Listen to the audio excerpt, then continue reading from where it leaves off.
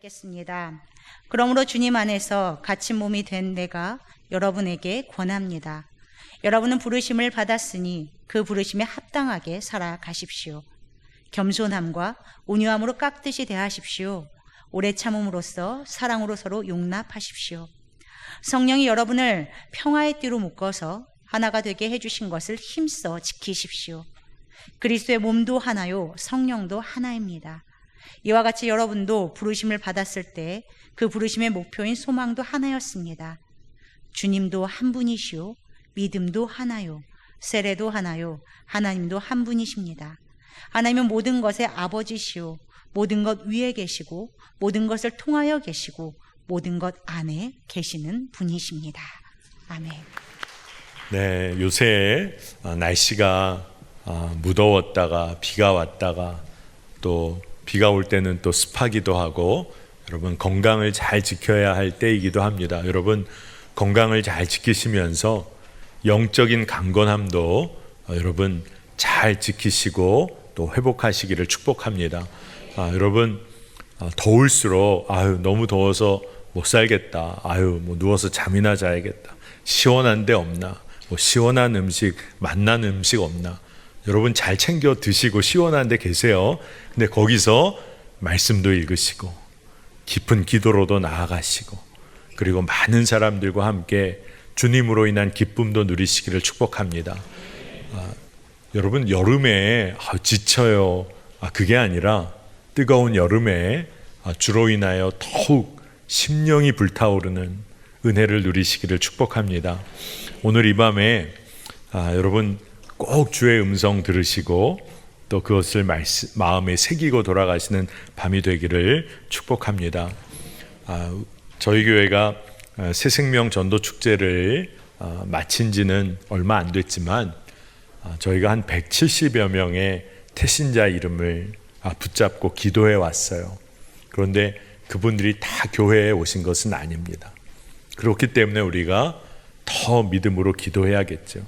예수 그리스도를 다 지금 당장 영접하신 건 아니에요. 그런데 너무 놀라운 것이 있어요. 그 이름이 주님께 올려졌다는 거예요. 여러분 이게 얼마나 놀랍습니까? 그분들이 믿음 생활을 평생 하지 못하고 가족들 간에 믿지 못하는 이들이 있어서 교회에 나오지 못하고 예수님 영접하지 못했지만 그 이름이 누군가의 사랑의 기도를 통하여 올려드려졌다. 이건 진짜 놀라운 은혜죠. 하나님이 얼마나 기뻐하시겠습니까? 그런데 이번 한 해 동안 그분들의 이름이 계속하여 주님께 올려진다. 그러면 주님이 바빠지시겠죠. 주님이 쉬실 수가 없으시겠죠. 그분들의 마음을 이끄시고 또 주님을 만날 수 있도록 강권적으로 역사하시리라 믿습니다. 그래서 새생명 전도 축제, 전도하는 일 너무 귀한 것이죠. 너무나 감사하게도 저희 교회에 요일별 전도팀이 있어서 매일매일 전도 나가시는 일이 얼마나 놀라운 일인지 모르겠어요. 여러분 전도를 우리가 하다 보면 많은 경우에 예수 믿으시나요? 예수 믿으세요? 이렇게 전도를 시작할 때가 많습니다. 근데 그보다 더 많은 경우는 이런 식으로 대화를 시작하시는 경우가 많아요. 교회 다니시나요? 교회 나오세요. 뭐 틀린 이야기는 아닙니다만 진짜 우리가 교회 좀 나오세요. 교회 나오시나요? 우리가 이렇게 묻는다면 우리가 진짜 교회가 내 믿음 안에 나에게 교회란 무엇인가? 이게 분명한 고백이 있어야 복음을 증거하는 전도의 말이 되겠다 하는 생각이 들었어요. 여러분 교회는 그리스도의 몸이잖아요. 그러니까 여러분이 진짜 이것을 믿고 전도한다면 교회 나오세요. 이 말은 뭘까요? 나오셔서 예수 그리스도께 속하세요. 예수 그리스도의 몸된 지체가 되세요. 이 이야기죠. 근데 여러분 우리가 전도할 때 그냥 물리적으로 교회 건물로 나오세요. 뭐 그것도 중요합니다. 뭐 나와야 말씀도 들으니까요. 그런데 교회 나오세요. 교회 공동체로 나오세요. 그때 교회가 어떤 의미인가, 이걸 우리가 잘 깨달아야 할 필요가 있겠다는 겁니다. 여러분, 우리가 교회에 나온다, 교회에 나와 믿음 생활한다, 이건 진짜 은혜죠. 여러분, 매화교회 오실 때 시험 보고 들어오신 분 계세요? 네, 그런 분 없으시죠?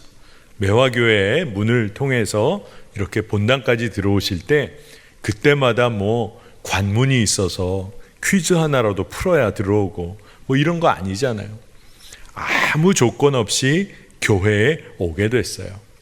그런데 교회에 와서 믿음 생활할 때 우리의 마음이 어떨 때가 있냐 하면, 나를 좀 만족시켜 줬으면 좋겠고, 나에게 위로와 만족을 좀 제공해 줬으면 좋겠고, 편안하게 믿음 생활하게 해줬으면 좋겠고, 어떤 분들은 교회에 오셔서 날 좀 너무 귀찮게 하지 말아주세요. 난 주로 혼자 있는 스타일이에요. 속회 좀 어려워요. 그냥 예배만 드리고 갈게요. 이런 경우도 있습니다. 근데 여러분, 우리가 믿음 생활을 이런 마음으로 하게 되면 많은 경우 교회에서 실망하고 상처받는다는 말을 하게 되는 경우가 많아요. 왜냐하면 교회는 자기 만족을 추구하는 것이 아니기 때문에 그래요. 교회는 어떤 곳일까요? 교회는 정말 하나님의 뜻대로 순종하기를 원하는 이들이 모이는 곳이에요. 많은 경우에 교회에 왔는데, 나오라고 해서 왔는데 왜 이렇게 힘들게 하고 어렵게 하고, 난 상처받았어, 난 실망했어, 왜 그렇게 교회에서는 왜 갈등하고 싸웁니까? 이런 얘기까지 한다면 한 가지 대답해 드릴 게 있어요. 그것은 뭐냐 하면, 교회는 죄인들이 모여 있는 곳이기 때문에 싸움도 있고 갈등도 있을 수밖에 없어요. 그런데 그와 동시에 꼭 한 가지를 놓치면 안 돼요.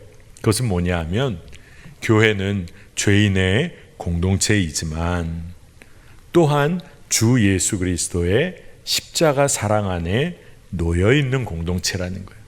예수 그리스도의 십자가 사랑을 믿고 누리는 공동체가 교회라는 겁니다. 그러니 여러분, 교회에서 진짜 믿음 생활을 제대로 하며 믿음 안에 깊이 들어가기 위해서는 예수 그리스도의 십자가 사랑을 온전히 믿고 누려야 교회 안에서의 모든 삶이 기쁨으로 이루어집니다. 또 내가 교회 안에서 내 만족을 위해서 믿음 생활하는 것이 아니라 주를 위하여 사는 삶을 살기 위해 사실은 교회에 나오는 거죠. 그러면 그때 주님께서 우리의 삶을 다뤄주시는 겁니다.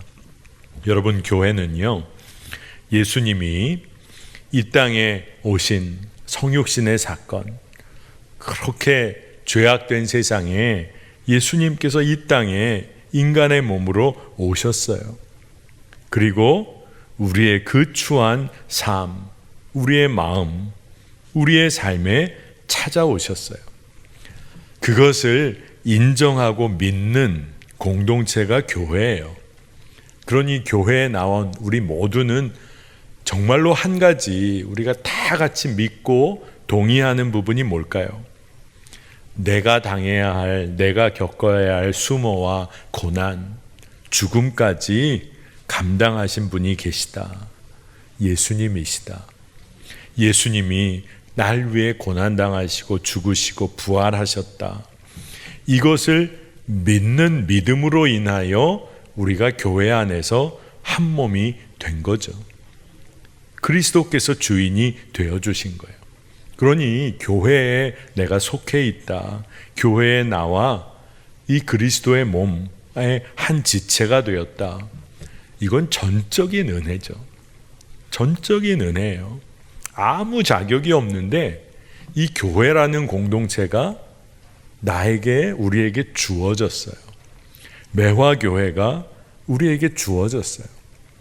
여러분, 내가 교회를 선택해서 나온 것 같지만 이 교회에 속해서 믿음 생활 하다 보면 아무 조건 없이 자격 없는 나에게 주어진 하나님의 선물이 교회인 것입니다. 그렇기 때문에 여러분, 우리가 이 교회, 이 믿음의 공동체에 속한 우리의 삶이 이 교회를 통하여 믿음을 누리며 사는 우리의 삶이 어떠해야 하는가, 그리고 우리가 얼마나 우리에게 그것이 은혜가 되는가, 이것을 오늘 깨닫게 되길 원합니다.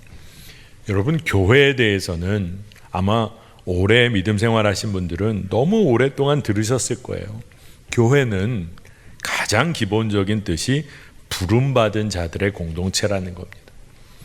여러분, 제가 선택해서 왔는데요.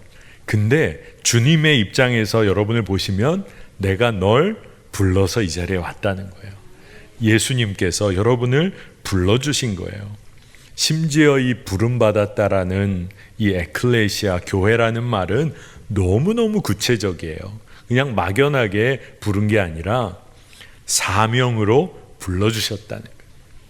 마치 군인을 징집하는 것처럼, 어떤 회의에 참여하도록 소집하는 것처럼 하나님께서 하나님의 사람들을 부르셨다는 겁니다. 근데 말씀은 그렇게 교회로 부르셨을 때 그 부르심에 합당한 삶을 살라는 거예요. 여러분, 지금 이제 말씀을 이제 여러분과 나누겠지만 한 가지 질문을 한번 해보세요. 내가 교인이고 교회에 속해 있고 그렇다면 말씀은 부르심에 합당한 삶을 사는 사람들이 교회라고 하는데 나는 주님의 부르심에 합당한 삶을 살고 있나? 에베소서 4장 1절에 그러므로 주님 안에서 갇힌 몸이 된 내가 여러분에게 전합니다. 여러분은 부르심을 받았으니 그 부르심에 합당하게 살아가십시오. 아멘. 사도 바울이 너무나 간절하게 얘기를 합니다. 그러니까 오늘 이 말씀만 정확히 봐도 한 가지가 아주 명확해져요. 여러분 중에 부르심을 안 받은 사람은 아무도 없다는 거예요. 여러분은 교회로 나와 믿음 생활을 하며 예수님을 따르는 삶을 살 때 나는 열애예요, 열애. 저는 열애입니다.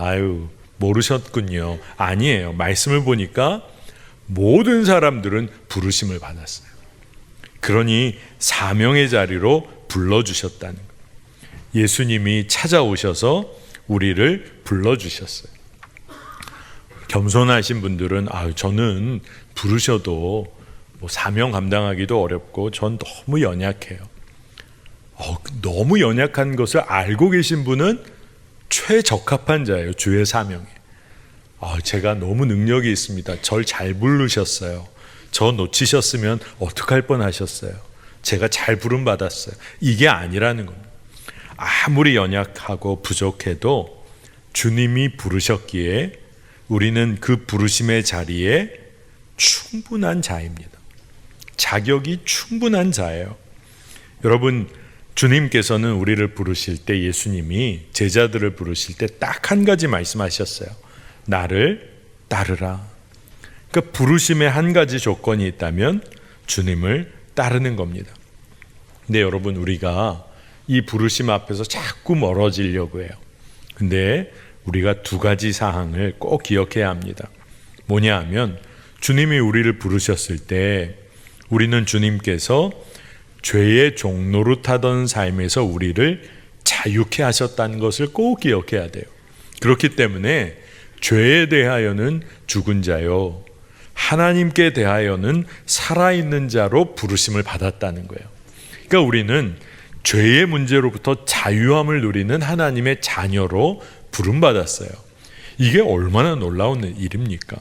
그리고 이 말씀이 더 나아가서 이제는 더 이상 죄에 얽매여 살지 않고 십자가의 은혜로 결코 정죄함이 없는 삶을 산다는 거예요. 결코 정죄함이 없어요. 그러면 세상에서 자유한 자로 삽니다. 여러분, 죄의 문제에 얽혀 있으면요, 세상에서 남들이 다 모르는 것 같은데 결정적인 순간에 그 죄의 문제를 알고 있는 사람이 여러분을 찾아오게 된다면 뭐라고 그럴까요? 난 그거 알지. 그러면 벌써 마음이 불안하죠. 너 그거 할 자격 없잖아. 내가 너 뭐 했는지를 내가 아는데. 그러면 그 사람한테 완전히 묶여버리죠. 세상의 소리 따라 살게 됩니다. 그러나 오늘 말씀은 예수 그리스도의 십자가 은혜로 결코 정죄함이 없는 그런 자유자의 삶을 살게 되었다. 그러니까 우리가 교회에 나와 교회에 속했다. 그리스도의 몸된 교회, 그리스도의 몸에 속해 있을 뿐만 아니라 부르심을 받았다. 그러니 나는 이제 부르심에 합당한 자로, 자유한 자로 그 자유를 사용하며 살아야 하는 자예요. 그런데 그 자유에는 책임이 뒤따르잖아요. 근데 이 책임이 다른 어떤 책임이 아닙니다. 여러분 아마 너무 많이 들으셨을 거예요. 하나님을 깊이 사랑하는 책임. 주님이 나에게 주신 그 자유를 가지고 주님을 깊이 사랑하고, 그리고 주님을 깊이 사랑하는 그 마음으로 서로 사랑하는 것. 이게 주님이 주신, 우리에게 주신 그 자유를 책임 있게 사용하는 거예요. 그래서 오늘 에베소서 4장 2절에 겸손함과 온유함으로 깍듯이 대하십시오. 오래 참음으로써 사랑으로 서로 용납하십시오. 이게 교회에 속한 성도가 살아가는 삶의 자세와 태도여야 해요. 깍듯이 대한다. 너무 깍쟁이처럼 지내라. 이런 얘기 아닌 거 여러분 아시죠? 겸손함과 온유함으로 정중하게. 친한 사람일수록 정중하게 대해야 할 때가 있는 거죠. 그렇죠. 마음을 다하는 거죠. 그리고 오래 참음으로 사랑으로 서로 용납하는 겁니다. 자, 오늘 이곳에 모인 성도님들, 난 뭘 부름을 받았을까? 난 부름 안 받은 것 같은데, 사명이 없는 것 같은데, 제가 정확히 알려드릴 거예요.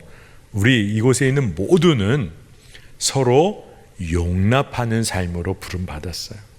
서로 용서하고 사랑하는 삶으로 부름 받았어요.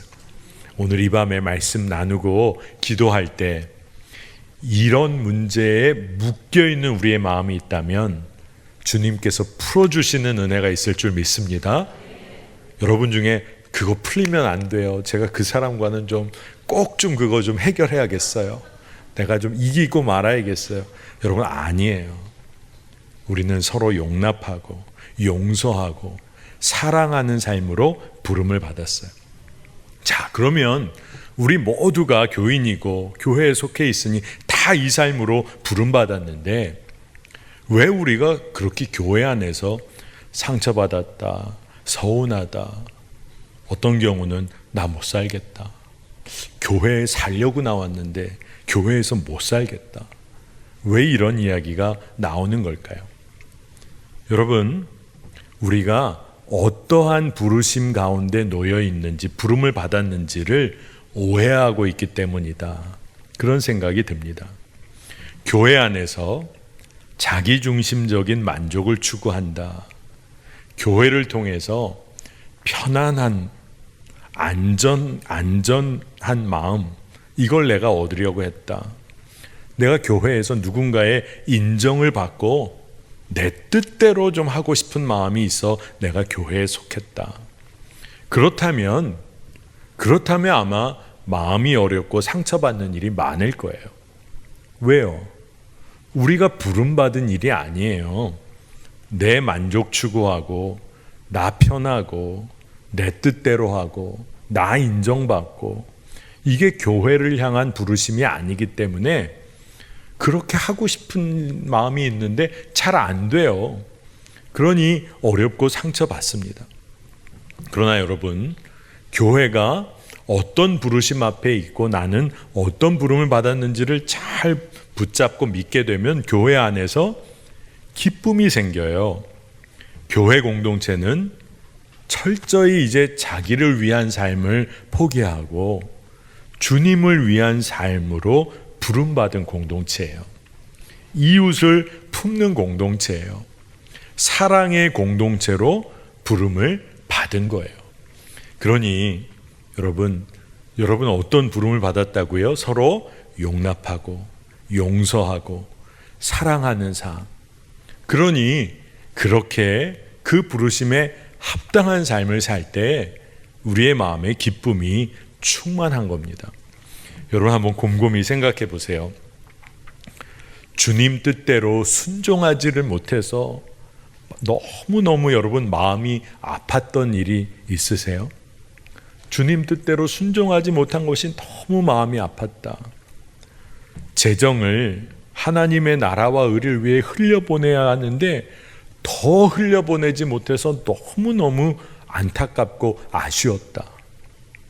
내가 다른 사람들보다 더 낮은 자리에서 섬기려고 했는데 그 기회를 내가 뺏겨서 너무너무 아쉬웠던 적이 여러분 많으셨나요? 아마 어떤 분들 중엔 제일 힘든 것만 자꾸 얘기하고 있어. 그런 분 계실지도 모르겠어요.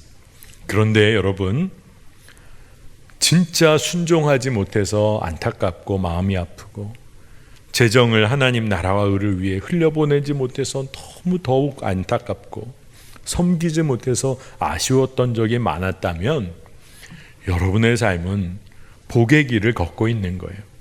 그런데 이와는 달리 인정받지 못해서 내 뜻대로 안 돼서 더 사랑받지 못해서 마음이 어려웠다.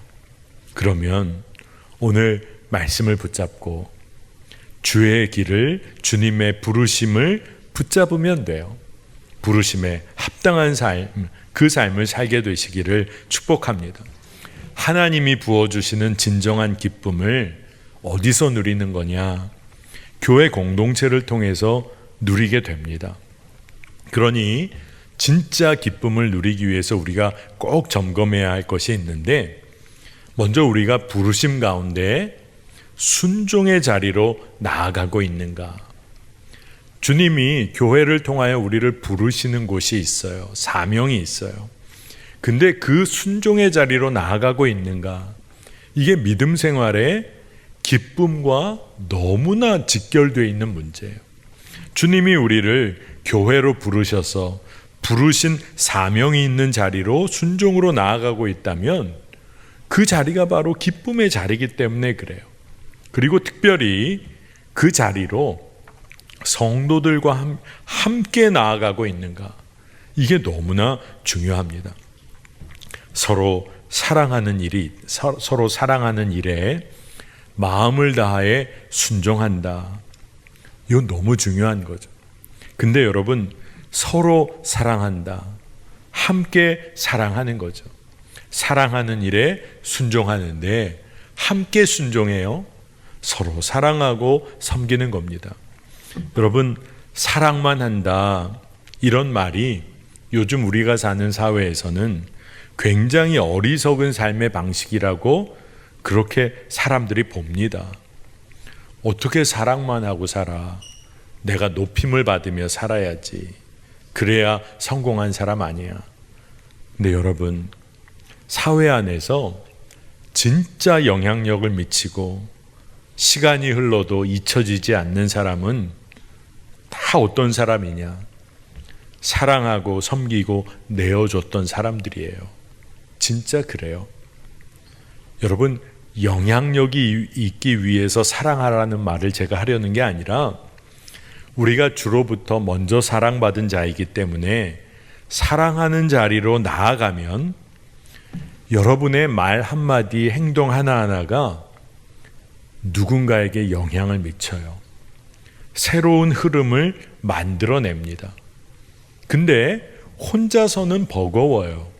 그런데 누군가가 함께 그 일에 순종하면, 누군가가 또 함께 순종하면 그것이 놀라운 새로운 흐름을 만들어냅니다. 교회가 그 일에 부름을 받은 거예요. 주님의 말씀대로 사는 일에 기쁨을 가지고 한 사람이 순종을 해요. 그런데 그리스도의 몸인 또 다른 지체가 함께 순종을 해요. 또 함께 순종을 해요. 이게 서로 사랑하는 일입니다. 여러분, 사랑만 하며 사는 삶, 섬기고 돌보며 사는 삶, 그 삶이 진짜 놀라운 삶이에요. 근데 아마 잘 안 믿어지시는 분도 계실지 모르겠어요. 근데 여러분, 사랑만 하며 사는데, 섬기며 사는데 아무도 안 알아줘요. 세상 사람들 아무도 안 알아줘요. 근데 만약에 주님이 알고 계시다, 예수님이 여러분이 사랑만 하고 섬기기만 하는 걸 주님이 너무나 분명히 보고 알고 계신다. 그 마음의 중심을 주님이 다 알고 계신다. 여러분, 그러면 그 일은 결코 헛되지 않은 거예요. 보이지 않는 것 같지만 사랑하고 섬기는 그 자리가 계속 지켜졌다. 근데 그 사람들의 발걸음은 결코 헛되지가 않아요. 말씀은 분명히 뭐라고 말하냐, 서로 사랑할 때 놀라운 일이 일어난다고 했어요. 베드로전서 4장 8절에 무엇보다도 먼저 서로 뜨겁게 사랑하십시오. 사랑은 허다한 죄를 덮어줍니다. 진짜 놀라운 말씀이에요. 이 말씀 앞에서도 우리의 마음 한구석에는 왜 나만 사랑해야 해? 왜 나만 그래야 해? 근데 이 말씀이 놀라운 이유가 있어요. 내가 사랑만 하는 것이 아니라 내가 사랑을 받게 된다는 말씀이에요. 내 허물과 죄가 덮어진다는 그 사랑을 누리라는 말씀이에요. 왜 그럴까요? 서로 사랑하기에 그래요. 서로 사랑하라. 서로 뜨겁게 사랑하라. 무엇보다도 서로 뜨겁게 사랑하라. 그러면 그 사랑이 서로의 죄와 허물을 덮어주고 그리고 기쁨을 부어줘요. 여러분, 교회는 서로 사랑하고 섬기고 용납하기 위해 부름받은 자들의 공동체예요. 여기 모두가 그 일에 부름받았어요. 저는 사랑은 제 체질이 아닙니다. 제가 이렇게 지적질은 잘합니다. 여러분, 아니에요. 여러분 체질은요, 주님이 부르셨을 때 사랑하는 체질로 부르셨어요. 십자가 사랑을 믿고 사는 자라면 사랑만 하며 사는 그 삶으로 부름을 받았어요. 진짜 그렇습니다. 자, 그 일이 얼마나 귀한가. 고린도전서 15장 58절에 그러므로 나의 사랑하는 형제자매 여러분, 굳게 서서 흔들리지 말고 주님의 일을 더욱 많이 하십시오. 여러분이 아는 대로 여러분의 수고가 주님 안에서 헛되지 않습니다. 아멘. 여러분, 부르심에 합당한 일을 끝까지 감당하며 사는 삶은 주님 안에서 결코 헛되질 않아요. 주님이 기억해 주세요. 주님이 여러분의 이름을 기록해 놓고 계세요. 마음에 새기고 계세요. 그리고 지금도 여러분의 심령 가운데서 말씀하시는 분이 우리 주님이시지만, 여러분이 하나님 나라 영광의 보좌 앞에서 여러분이 주님을 얼굴과 얼굴로 대면하였다. 근데 주님께서 여러분을 만나셔서 뭐라고 하실까? 상상해 보면 주님은 아마 그렇게 안 하실 거예요. 네 이름이 뭐더라? 뭐 이런 식으로 결코 말씀하시지 않으실 거예요. 만나자마자 누구야? 여러분의 이름을 불러주실 거예요. 그런데 주님이 나의 이름을 불러주실 때 주님의 부르신 그 자리에 서서 이 땅을 살았던 사람들, 교회로 부르셔서 서로 용납하고 사랑하고 그리고 품어내는 일에 부름받은 대로 그 부르심에 합당한 삶을 살았다면 주님이 내 이름을 불러주실 때 얼마나 감격스러울까요? 얼마나 기쁨이 되고 기대가 될까요? 근데 그와 같은 삶이 아닌 삶을 살았다. 근데 주님을 만났는데 주님이 내 이름을 부르시는 거예요. 그러면 진짜 옛날 어렸을 때 학교 다닐 때 떠들다가 반장에게 이름 적혀서 칠판에 쓰여진 것처럼 두려운 마음이 들 수도 있는 거예요. 여러분, 우리는 주님 안에 부름을 받았어요. 우리가 교회로 부름을 받았어요. 그러면 교회는 뭐 하는 걸까요? 전도하고 말씀을 증거하고 주의 뜻을 드러내고 다 뭐 하는 거예요? 사랑만 하는 거예요. 여러분 오늘 마음을 정하세요. 다음에 교회 와서 만나는 사람 만나기만 해라. 내가 사랑하고 섬겨야지. 저 사람 내가 다음에 만나기만 해봐라. 내가 축복해줘야지. 여러분 진짜 그래야 돼요. 우리의 삶이 바뀌는 길이에요. 예수님께서 우리를 등급을 매기신 적이 없으세요. 예수의 길을 따를 수 있는 사람과 따를 수 없는 사람으로 구분하지 않으셨어요. 구원의 자녀와 심판의 자녀로 예수님께서 처음부터 나누질 않으세요. 모두를 다 초대하셨어요. 잔치 자리에 다 초대하셨어요. 한 가지, 자기가 안 가겠다고 하는 사람, 그 사람은 어쩔 수가 없죠. 그러나 모두를 초대하셨어요.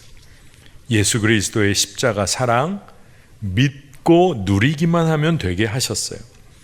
그러니 주님이 우리에게 사랑만 하며 살아라, 섬기고 용서하며 살아라, 우리에게 무리한 부탁을 하시는 게 아니에요. 왜냐하면 주의 십자가 사랑을 믿고 누리며 사는 것 한 가지를 사실 주님이 우리에게 요구하신 거거든요. 그게 너무 분명하면 주님은 우리를 조건 없이 사랑하시겠다고 말씀하고 계시는 거니까 너만 그 관계 끊지 않으면 돼. 이게 주님이 우리에게 주시는 말씀이에요.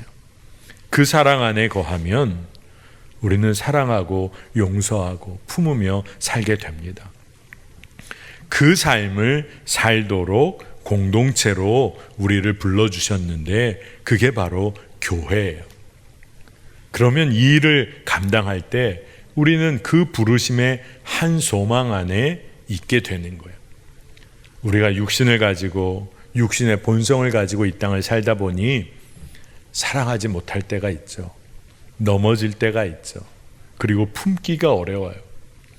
내가 하는 것이 아니라 내 안에 살아계신 주님이 하시도록, 주님이 하신다고 믿고 사랑만 하는 거예요. 여러분, 날 사랑만 하신 예수님이 나와 함께 계시다. 이게 믿어지면 여러분 사랑만 할 수 있어요. 나를 사랑만 하시는 분이 지금 나와 함께 계세요. 근데 그분은 결코 나를 향한 사랑을 끊어내지를 않으세요. 언제나 나를 붙잡으세요. 그리고 사랑만 하는 삶에 기쁨을 주세요. 진짜 그래요. 여러분, 모든 일이 다 이루어진 것 같아도 사랑이 없으면 아무것도 아닙니다. 이게 성경이 고백하는 진리예요. 여러분, 가정 안에 자녀들이 많아요. 자녀들이 세상적으로 잘 됐어요. 경제적으로도 가정이 부유해요. 근데 그 가정에 딱 하나만 없어요. 사랑이 없어요. 재산 때문에 싸워요. 재산 때문에 불효해요. 재산 때문에 갈라서요. 사랑이 없어요. 사랑이 없으면 아무것도 아닙니다. 고린도전서 13장 2절에 내가 예언하는 능력을 가지고 있을지라도 또 모든 비밀과 모든 지식을 가지고 있을지라도 또 산을 옮길 만한 모든 믿음을 가지고 있을지라도 사랑이 없으면 아무것도 아닙니다. 여러분, 이 말씀을 우리가 꼭 붙잡아야 합니다. 교회가 외적으로 성장한다. 사랑이 없으면 아무것도 아니에요. 교회에 전도한 수가 많아졌어요. 그런데 사랑으로 전도한 게 아니면 아무것도 아니에요. 우리가 사회에서 어떤 일을 이뤘어요? 사랑이 없으면 무너지는 모래성과 같아요. 여러분, 오늘 말씀을 들으며 조금은 부담도 되고 또 어떤 경우는 사랑만 하라니 손해만 보는 것처럼 여러분 느껴지시는 분 혹 계십니까? 여러분, 한번 거꾸로 생각해 보세요. 예수님께서 여러분의 삶에 요구하신 적이 있으세요? 사랑을 베푸시기만 했잖아요. 그 사랑을 베푸시고 어떤 대가를 요구하신 적이 있으세요? 예수님은 내어주시고 내어주셨어요. 용납해 주셨어요. 예수님은 배반을 당하셔도 용서해 주셨어요. 주님께서 죄와 사망의 권세를 이기시고 우리의 삶에 성령님으로 함께하고 계세요. 우리의 삶을 지금도 이끌고 계세요. 자, 여러분, 사랑만 하는 삶, 이거는 사랑만 하신 예수님께서 내 삶의 주인이시다. 이것을 인정하는 거예요. 그것으로부터 출발하는 겁니다. 여러분, 사랑만 하는 삶은 어떤 삶일까? 허다한 죄를 덮기에 죽음의 두려움도 넘어서는 삶이에요. 여러분의 평생에 주님 붙잡고 믿음으로 사랑하고 섬기는 삶을 살다가 인생의 마지막 때를 맞이한다. 두려움이 없을 거예요. 하나님의 성품이, 주님의 마음이 사랑인데 그 마음을 평생 품고 행하며 살았다. 죽음의 두려움을 넘어서는 삶이에요. 사랑만 하는 삶, 이건 진짜 놀라운데, 사랑만 하며 누리는 기쁨은 세상이 빼앗아 갈 수가 없어요. 세상이 빼앗아 갈 수 없는 기쁨이에요. 요한일서 4장 18절에 사랑에는 두려움이 없습니다. 완전한 사랑은 두려움을 내쫓습니다. 두려움은 징벌과 관련이 있습니다. 두려워하는 사람은 아직 사랑을 완성하지 못한 사람입니다. 아멘. 여러분, 부모님들이 자녀를 위하여, 자녀를 향하여 어떻게 사실까요? 사랑만 하려고 사세요, 부모님들이. 근데 우리가 육신을 가진 연약한 존재이기 때문에 사랑만 하려고 하는데 거참 신기하죠. 상처를 주네요. 사랑만 하려고 했는데 마음처럼 뭔가 자꾸 삐딱하게 나가요. 마음은 사랑하려고 했는데 말은 막 심한 말이 나가요. 마음은 사랑하려고 했는데 부모가 넘어질 때도 있어요. 근데 여러분, 모든 부모들이 자녀를 향하여 위하여 사랑하고 섬길 수 있는 기회가 있을 때면 모든 부모들이 사실 재지도 따지지도 않고 두려움 없이 사랑할 거예요. 그게 기쁨이니까 그래요. 여러분, 육신을 가진 참 연약한 부모도 사랑만 하려고 해요. 그렇죠? 그런데 교회 공동체, 주님께서 우리를 부르셨어요. 사랑만 하는 삶으로 불러주셨어요. 근데 사랑만 하며 살기가 세상에서 있다 보니 두려운 마음이 들 때가 있는데 함께 순종하고 함께 그 일에 부르심에 아멘할 동역자들이 주변에 있어요. 이게 얼마나 감사합니까? 그리스도가 머리가 되시고 우리 모두가 지체가 된다. 이게 교회 공동체라고 한다면 서로 사랑만 하며 사는 거, 이건 두려운 일이 아니에요. 서로가 그리스도 몸의 지체예요. 서로 사랑만 하면 어떤 일이 벌어질까요? 여러분은 사랑만 또 받아야 돼요. 서로 사랑만 해요. 사랑만 하고 사랑만 받는 은혜를 누리게 돼요. 그래서 교회는 그 힘으로 이웃을 섬기고 세상을 살려요. 그리고 이 사랑을 통하여 삶의 의미가 완성이 돼요. 여러분, 우리가 이 땅에서 구원받는다는 건 어떤 의미일까요?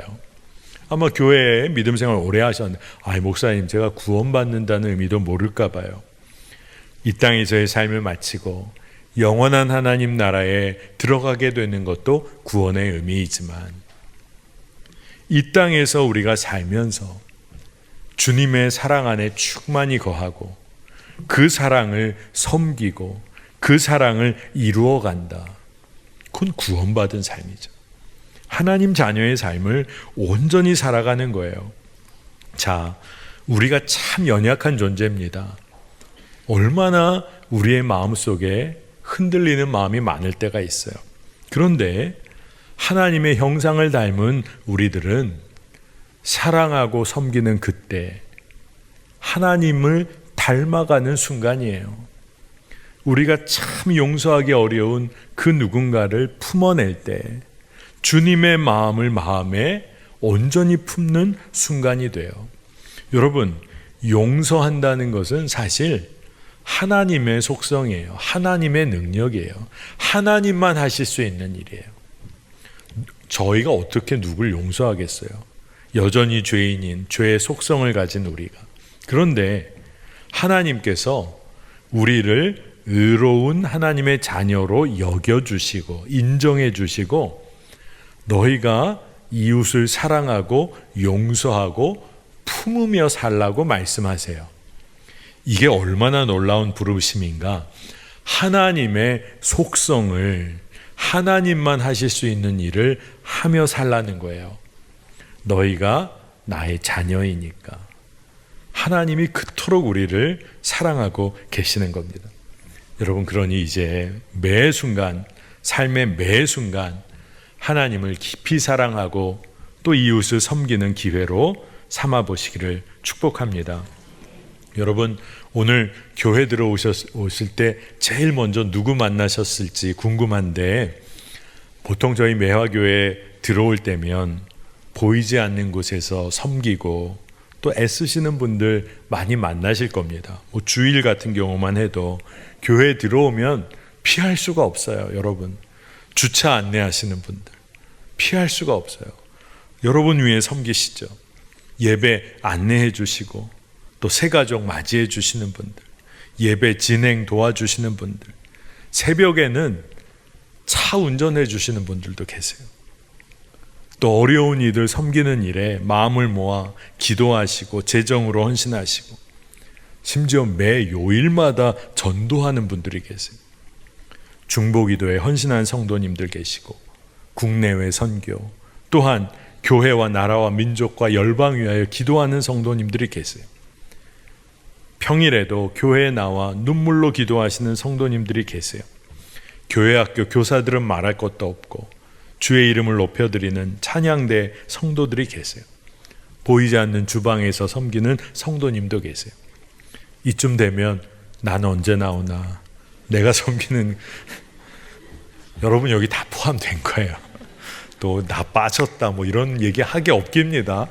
제가 그분 만나면 제가 사랑만 해드릴 거예요. 그거 빠졌다고 항의하시는 분들 계시면, 여러분 곳곳에 하나님의 마음을 품고 섬기는 분들이 계세요. 근데 그분들이 누구냐? 교회인 거예요. 부르심에 합당한 일을 감당하고 성령 안에 하나 되게 하신 일을 힘써 지키고 사랑만 한다. 여러분, 그러니 교회 공동체는 단지 믿는 자들, 그 믿는 자들의 단순한 모임이 아니에요. 여러분, 옛날 여의도에 큰 광장이 있을 때 빌리 그레이엄 목사님이 오셔서 집회하셨을 때, 너무 옛날 얘기지만 거기에 엄청난 인원들이 모였어요. 다 믿는 사람들이 모였습니다. 근데 그 모인 이들이 그냥 믿는 사람들이 모였기 때문에 교회라고 할 수 있나? 그게 아니에요. 예수의 말씀에 순종하고 그 길을 따르는 이들이라면 그들이 교회라고 말할 수 있는 거예요. 그러니 오늘 이 자리에도 그냥 나는 은혜만 받으러 나왔다. 은혜 받는 것도 귀하지만 그 은혜 받은 것으로 예수님의 사랑을 증거하고 사랑만 하는 일에 참여하는 자, 그 예수님의 운동에 참여하는 자, 그들이 교회인 거예요. 여러분, 사명은 특별한 사람에게 주어지는 거 아닙니다. 예수님은 이 갈릴리의 어부들 제자로 부르셨어요. 창기와 세리를 부르셨어요. 그리고 어떠한 사람이라도 정말로 예수님의 그 제자, 하나님의 자녀로 다 불러주셨어요. 여러분, 그러니 우리도 다 주의 부르심을 받았는데 오늘 그 부르심 중에 너무 중요한 거, 주님의 교회로 부름받았다. 내가 부르심이 있다. 이 주의 교회를 우리가 사랑하고 그 교회를 통하여 함께 주의 뜻을 행하는 그런 공동체가 되기를 정말 간절히 원합니다. 목회를 해오다 보면 주님 주신 마음이 있고 진짜 믿음의 새로운 도전을 해봐야겠다 해서 비전을 품고 그 비전을 나누며 그러면서 함께 그 일을 해보자, 그것을 일으키려고 할 때가 있어요. 근데 많은 경우가 그러한 하나님의 마음을 갖고 무언가를 해보자, 믿음의 도전을 해보자 할 때 처음에 그 일을 같이 하는 사람은 참 적습니다. 왜냐하면 그 비전이 대부분 지금까지 해오던 일과는 조금은 다르고 지금까지 우리에게 익숙한 일과는 조금 다르기 때문에 믿음으로 이 일을 한번 해보자 할 때 많은 경우 주변의 분들이 마음이 좀 주저하기도 하고 움츠러들기도 하고 아예 내가 안 해도 누군가 하겠지. 근데 그러한 믿음의 도전을 해 나갈 때 함께 해 주시는 몇몇 성도님들이 계실 때 그리고 그 자리를 지키며 기도하시는 분들을 보게 되면 힘을 얻게 돼요. 제가 꽤 오래전인데 2000년에 아틀란타라는 곳에서 뉴욕으로 제가 학교를 옮기게 되고 또 교회도 옮겨 사역을 하게 됐어요. 뉴욕에 도착을 했는데 이제 9월부터 학기가 시작돼서 8월 말에 기숙사 아파트에 들어갔습니다. 아틀란타라는 도시도 대도시지만 뉴욕에 갔더니 너무 복잡한 거예요. 그리고 그때 저희 집 아이가 처음으로 태어도 나고 또 제가 학위 공부 시작을 하는 터라 모든 게 복잡했어요. 그리고 어떻게 진짜 시간이 지나가나. 그런데 또 그러던 와중에 아시는 목사님 교회가 뉴욕에 있다고 해서 교회 가서 예배를 그저 드리러 갔는데 예배를 드리러 갔다가 전도사 인터뷰까지 보게 됐네요. 계획도 안 했는데.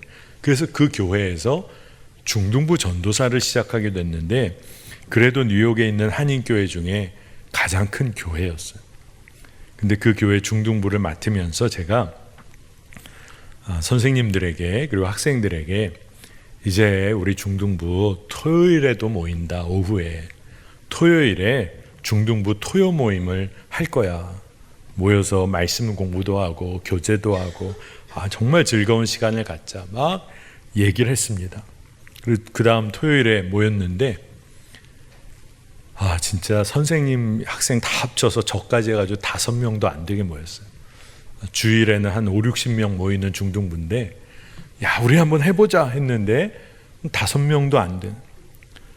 근데 그때 처음에 마음이 너무 어려웠는데 나중에 생각해 보니까 아무도 안 나온 게 아니라 5명이 모인 거예요. 그래도 그 마음을 품은 5명이 모인 거죠.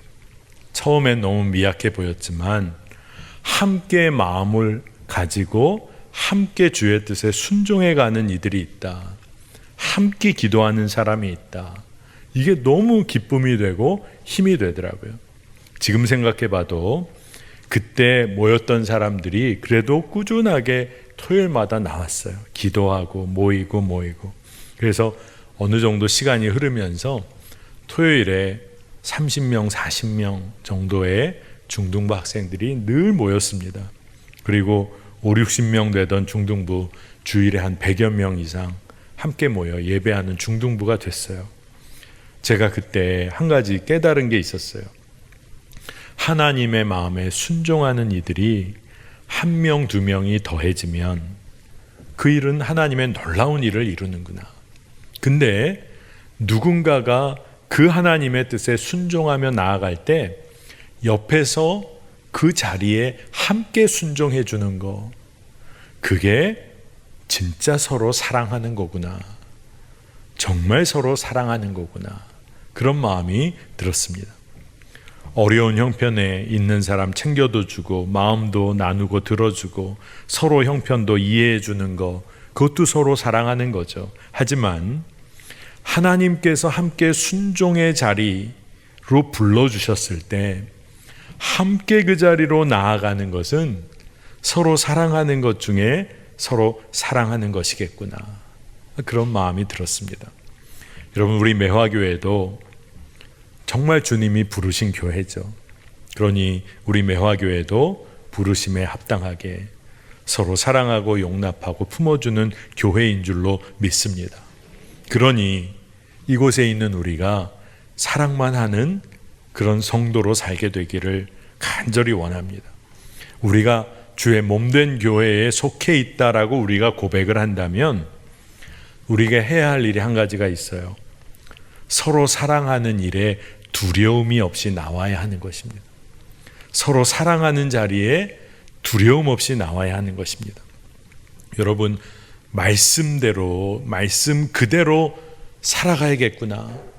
누군가가 은혜를 받아서 말씀 그대로 살아가기로 작정을 했어요.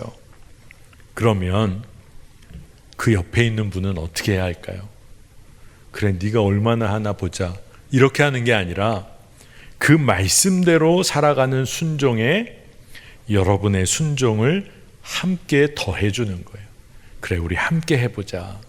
나도 말씀대로 살아보는 일 함께 해볼래.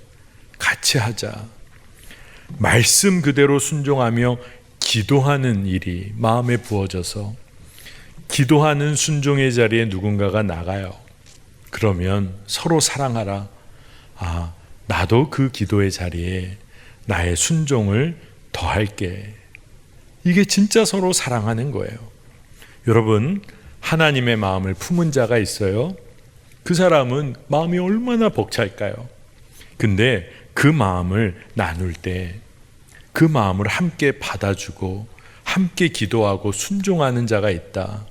이것은 진짜 놀라운 일이에요. 여러분, 여러분의 순종에 또 다른 성도의 순종이 더해진다. 그거는 주의 사랑을 경험하는 일입니다. 여러분, 서로 사랑하는 일 한번 해보세요. 누군가가 옆에서 하나님께 순종으로 나아간다. 그 자리에 여러분의 순종을 더해보세요. 그 일이 성령 안에서 하나됨을 지켜나가는 일이기도 합니다. 여러분, 에베소서 4장 4절 6절 보니까 그리스도의 몸도 하나요 성령도 하나입니다. 이와 같이 여러분도 부르심을 받았을 때에 그 부르심의 목표인 소망도 하나였습니다. 주님도 한 분이시요 믿음도 하나요 세례도 하나요 하나님도 한 분이십니다. 아멘. 이 한 분 성령님, 한 분 하나님, 한 분이신 그 주님이 우리 안에서 함께 일하세요. 그러니 우리가 한 공동체로 부름받았다. 서로 사랑하는 일에 도전해 보는 겁니다. 여러분, 이제 누군가가 믿음으로 도전하고 믿음의 꿈을 꾸면 그 옆에 있는 동역자들이 꼭 그렇게 좀 얘기해 주세요. 저도 함께 할게요. 내가 함께 할게. 내가 함께 중보할게. 우리 함께 나아갑시다. 정말 그러면서 서로 사랑하고 서로 격려하게 되는 겁니다. 저희 매화교회의 속회 안에서 누군가가 기도하자. 우리 다 같이 합시다. 우리 다 같이 이 일에 주의 뜻에 순종해 봅시다. 그건 말할 것도 없고 그 순종에 이 일을 더하여 우리가 기쁨을 누립시다. 진짜 이 일을 해야 해요. 하나님께서 나의 자녀를 위하여 눈물로 기도할 마음을 주셨다. 그러면 여러분 스스로 순종에 순종을 더해보세요. 우리 속회원의 자녀들의 기도까지 내가 감당을 해야겠다. 내 순종에 또 주님께서 주시는 순종을 또 더해보는 거예요. 사랑하는 일이 바로 이런 것입니다. 여러분, 사랑만 하는 교회 다니고 싶으세요? 교회 다 옮기실 태세인데 사랑만 하는 교회, 여러분, 주님께서 우리에게 계획하신 교회입니다. 사랑만 하는 교회에서 정말로 주의 뜻을 이루어가는 사랑하는 성도님들 모두가 되시기를 축복합니다.